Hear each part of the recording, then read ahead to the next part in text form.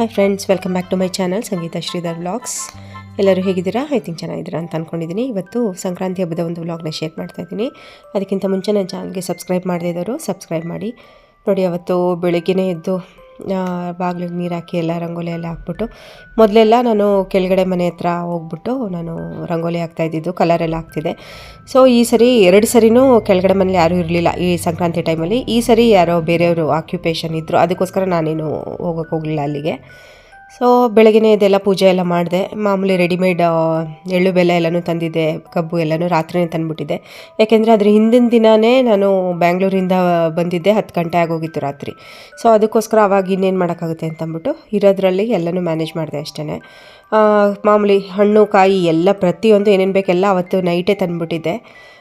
10 ಗಂಟೆ 11 ಗಂಟೆ ಆದರೂ ಒಂದೊಂದ್ಸರಿ ಇರುತ್ತೆ ಈ ಥರ ಹಬ್ಬದ ಸೀಸನಲ್ಲಿ ಅಂತಂದ್ಬಿಟ್ಟು. ಸೊ ದೇವ್ರ ಪೂಜೆ ಎಲ್ಲ ಚೆನ್ನಾಗಿ ಮಾಡಿದೆ. ಸೊ ಅದಾದಮೇಲೆ ದೇವ್ರ ನೈವೇದ್ಯಕ್ಕೆ ಆ್ಯಸ್ ಯೂಶ್ವಲ್ ಪೊಂಗಲ್ ಮಾಡ್ತೀವಲ್ವ. ಸೊ ಅದಕ್ಕೋಸ್ಕರ ಫಸ್ಟ್ ನಾನು ಏನು ಮಾಡ್ತೀನಿ ಅಂತಂದರೆ, ಅಕ್ಕಿ ಮತ್ತು ಹೆಸರುಬೇಳೆನ ಫಸ್ಟ್ ಕೂಗಿಸ್ಬಿಡ್ತೀನಿ. ಅರ್ಧ ಖಾರ ಪೊಂಗಲ್ಗೆ, ಇನ್ನು ಅರ್ಧ ಸಿಹಿ ಪೊಂಗಲ್ಗೆ ಅಂತಂದ್ಬಿಟ್ಟು ಸ್ಪ್ಲಿಟ್ ಮಾಡ್ಕೋತೀನಿ. ನೋಡಿ, ಖಾರ ಪೊಂಗಲ್ಗೆ ಮಾಮೂಲಿ ಒಗ್ಗರಣೆ, ಖಾರದ ಒಗ್ಗರಣೆ ಹಾಕಿದ್ರೆ, ಸಿಹಿ ಪೊಂಗಲ್ಗೆ ಮಾಮೂಲಿ ಡ್ರೈ ಫ್ರೂಟ್ಸು ಮತ್ತು ಇದನ್ನು ಬೆಲ್ಲನ ಕರಗಿಸಿರೋ ನೀರು ಹಾಕ್ಕೊಂಡು ಮಿಕ್ಸ್ ಮಾಡಿಕೊಂಡ್ರೆ ಸರಿ. ಮತ್ತು ಕಾಯಿ ತುರಿ ಹಾಕಿದ್ರೆ ಬೇಗ ಒಂದೇ ಶಾರ್ಟಲ್ಲಿ 2 ಕೆಲಸಗಳು ಮುಗಿಯುತ್ತೆ. ಅದಾದಮೇಲೆ ಸ್ವಲ್ಪ ಎಳ್ಳು ಬೆಲ್ಲ ದೇವ್ರಿಗೆ ಇಷ್ಟು ನೈವೇದ್ಯನ ಇಟ್ಟೆ, ಸಿಹಿ ಪೊಂಗಲ್, ಖಾರ ಪೊಂಗಲ್ ಮತ್ತು ಎಳ್ಳು ಬೆಲ್ಲನ.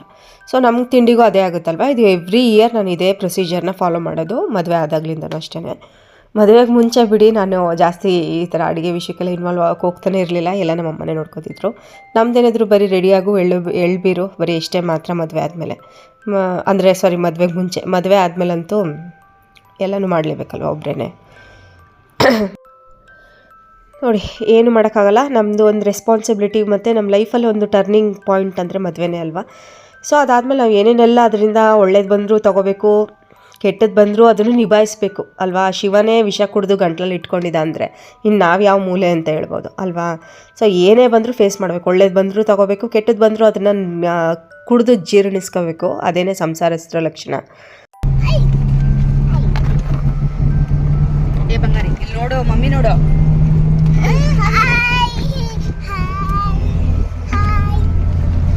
ಕರೆಕ್ಟ್ ಫೋಟೋ ತೆಗಿಯತಕ್ಕ ಇರು. ಕುಣಿಬೇಡ ನೋಡಿಲಿ ನೋಡಿಲಿ, ಮಮ್ಮಿ ನೋಡು, ಅಪ್ಪ ಅಮ್ಮ ನೋಡು.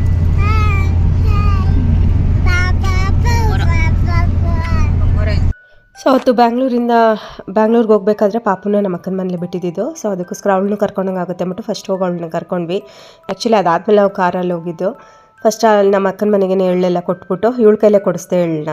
ಆಮೇಲೆ ಅದು ಹೊಸ ಡ್ರೆಸ್ ಅದುವೆ ಅದನ್ನು ಹಾಕ್ಸಿ ಅವರು ಇದನ್ನು ಹಾಕ್ಸಿ ರೆಡಿ ಮಾಡಿದರು. ನಾನು ಹೋಗ್ಬಿಟ್ಟು ಆ ಹೊಸ ಡ್ರೆಸ್ ಹಾಕ್ಸ್ದೆ. ನೋಡಿ, ನಮ್ಮ ಅಕ್ಕನ ಮಗಳು 2ನೇವಳು. ಸೊ ಅವರೆಲ್ಲ ಒಂದು ಫೋಟೋ ತಗೊಂಡಿದ್ರು. ಅದಾದಮೇಲೆ ನಾವು ಅವಳನ್ನ ಪಾಪನ ಕರ್ಕೊಂಡು ನಾವು ನಂಜನಗೂಡಿಗೆ ಹೋಗ್ಬಿಟ್ವಿ. ಸೊ ನಂಜನಗೂಡಿಗೆ ಸಂಕ್ರಾಂತಿ ದಿನ ಹೋಗೋದು ನಾವು. ಈಗಲ್ಲ, ಮದುವೆ ಆದಾಗ್ಲಿಂದನೂ ನಾನು ಇದನ್ನು ನಡ್ಸ್ಕೊಂಬರ್ತಾಯಿದ್ವಿ.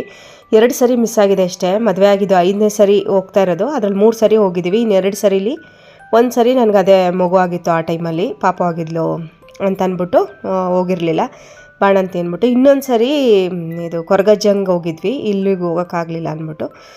ಅಂದರೆ ಮೈಸೂರಲ್ಲಿ ಇತ್ತಲ್ಲ ಕೊರಗಜ್ಜ, ಆವಾಗ ಅಲ್ಲಿ ಹೋಗಿದ್ವಿ. ಸೊ 2 ಸರಿ ಬಿಟ್ಟು ಇನ್ನು 3 ಸರಿ ಅಂತೂ ಹೋಗಿದ್ದೀವಿ. ಆ ಟೈಮಲ್ಲಿ ಅದೇನೋ ಗೊತ್ತಿಲ್ಲ, ನಾನು ಅಲ್ಲಿ ಶಿವನ ದರ್ಶನ ಅಂತೂ ತುಂಬ ಚೆನ್ನಾಗಾಯಿತು ನಂಜನಗೂಡಲ್ಲಿ ಅಂತ ಹೇಳ್ಬೋದು. ಒಳ್ಳೆ ಅಲ್ಲಿ ಉಜ್ಜಯಿನಿ ಮಹಾಕಾಳೇಶ್ವರಕ್ಕೆ ಯಾವ ರೀತಿ ಅಲಂಕಾರ ಮಾಡ್ತಾರೆ, ಒಂಥರ ಮೀಸೆ ಎಲ್ಲ ಬರೆದು ಮಾಡ್ತಾರಲ್ಲ ಶಿವಲಿಂಗಕ್ಕೆ, ಆ ಥರ ಮಾಡಿದರು. ಸಖತ್ತಾಗಿತ್ತು ಮಾತ್ರ ದರ್ಶನ ಅಂತೂ ಕಣ್ಣು ತುಂಬ. ಅದು ಅಲ್ಲದೆ ನಾವು ಸ್ವಲ್ಪ ಪರ್ಮಿಷನ್ ತೊಗೊಂಡು ಒಳಗಡೆ ಹೋಗಿ ಕೂತಿದ್ವಿ.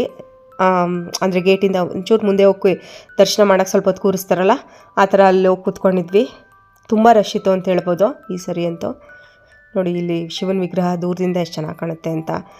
ಈ ಥರ ನಿಜ ಇದು ರೀಸೆಂಟಾಗಿ ಮಾಡಿದ್ರೂ ಒಂದು ಐಕಾನಿಕ್ ಥರ ಈ ಥರ ಇರಬೇಕು. ಯಾಕೆಂದರೆ ಮುರುಡೇಶ್ವರದಲ್ಲಿ ಮೇನ್ ರೋಡಲ್ಲಿ ಹೋಗ್ತಿದ್ರು ಆ ದೊಡ್ಡ ವಿಗ್ರಹ ಅಷ್ಟು ಚೆನ್ನಾಗಿ ಕಾಣುತ್ತೆ, ಶಿವನ ಪ್ರತಿಮೆ. ಆ ಥರ ಒಂಥರ ಏನೋ ಒಂಥರ ವೈಬ್ರೇಷನ್ ಆಗುತ್ತೆ ನನಗಂತೂ ಆ ಥರ ವಿಗ್ರಹಗಳನ್ನ ನೋಡಿದ್ರೆ. ಸೊ ಪಾಪನ ಕರ್ಕೊಂಡೆಲ್ಲ ಹೋಗಿ ದರ್ಶನ ಎಲ್ಲ ತುಂಬ ಚೆನ್ನಾಗಾಯಿತು ಅಂತ ಹೇಳ್ಬೋದು. ರಶ್ ಇದ್ದಿದ್ದರಿಂದ ನಾವು ಅದು ಅಲ್ಲದೆ ಸ್ವಲ್ಪ ಬೇರೆ ಕೆಲಸನೂ ಇತ್ತು, ಸ್ವಲ್ಪ ನಮ್ಮ ಜಮೀನು ಕಡೆ ಹೋಗಬೇಕಿತ್ತು. ಸೊ ಅದಕ್ಕೋಸ್ಕರನೇ ನಾವು ಟಿಕೆಟ್ ತೊಗೊಂಡು ಹೋಗ್ಬಿಡೋಣ ಅಂತ ಅಂದ್ಬಿಟ್ಟು ಹೋದ್ವಿ. ಒಬ್ಬೊಬ್ರಿಗೆ 100 ಅಂತ. ನಾವು ಇದೇ ನಮ್ಮ ಮನೆ ದೇವರು, ನಾವೇನು ಟೂರಿಸ್ಟಾ ಅಂತ ಅಂದ್ವಿ. ಆಮೇಲೆ ಸ್ವಲ್ಪ ಕಡಿಮೆ ಮಾಡಿಕೊಂಡ್ರು. ದರ್ಶನ ಎಲ್ಲ ತುಂಬ ಚೆನ್ನಾಗಾಯಿತು. ಅದಾದಮೇಲೆ ನಾವು ಹೊರಗಡೆ ಊಟ ಎಲ್ಲ ಮಾಡಿಕೊಂಡು ಎಲ್ಲ ಮುಗಿಸ್ಕೊಂಡು ಬಂದ್ವಿ ಮನೆಗೆ. ಬಂದಿದ್ದೇ ತುಂಬ ಲೇಟ್ ಆಯಿತು. ಸೊ ಅದಕ್ಕೋಸ್ಕರನೇ ನಮ್ಮ ಅಕ್ಕನ ಮನೆಗೆ ಕೊಟ್ಟಿದ್ನಲ್ಲ ಇವಳು ಅಂತ ಅಂದ್ಬಿಟ್ಟು ಸೊ ಬಂದವರು ಕೊಟ್ಬಿಡೋಣ ಅಂತ ಅಂದ್ಕೊಂಡೆ. ಸೊ ಅಷ್ಟೊತ್ತಲ್ಲಿ ಕತ್ಲಲ್ಲಿ ಇವಳ ಕೈಲಿ ಹೇಳ್ಕೊಡ್ಸೋಕ್ಕೆ ಹೊರಗಡೆ ಕರ್ಕೊಂಡು ಹೋಗೋದು ಬೇಡ ಅಂತ ಅಂದ್ಕೊಂಡೆ. ಬಸ್